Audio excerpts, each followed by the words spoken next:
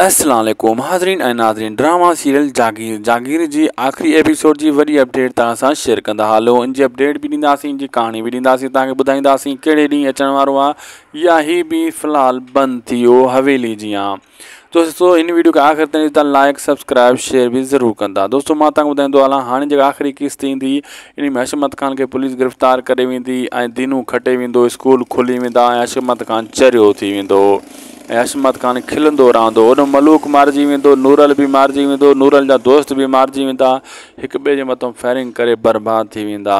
ऐं दोस्तों मां ॿुधाईंदो हलां इहा आख़िरी किस्त दोस्तों हिन नए हफ़्ते में ईंदी, जंहिं पंहिंजे रूट टाइम टेबल ते ईंदी उन ते ईंदी। पोएं हफ़्ते जेको आहे न अची सघी छो त 1 दिसंबर एकता जो ॾियारो हुयो, इन जे करे ग़ुलाम हुसैन भी न अची सघियो, जागीर भी हिन हफ़्ते अची वेंदी इंशाअल्लाह। टेंशन नहीं करने का, तमाम जल्द जागीर जी आख़िरी एपिसोड अची वेंदी।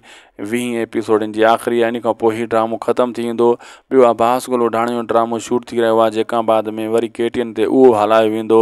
KTN वारनि जो ड्रामो उहो भी आहे हाणे हिकु जहिड़ा, उहो ड्रामो भी मश्करी में आहे, उहो भी KTN वारनि जो आहे। ॿियो ड्रामो आहे मुड़ुसु माण्हू मवाली जो ड्रामो मश्करी में, उहो भी KTN वारनि जो आहे। पोइ उहे 3 ड्रामा हलाया वेंदा।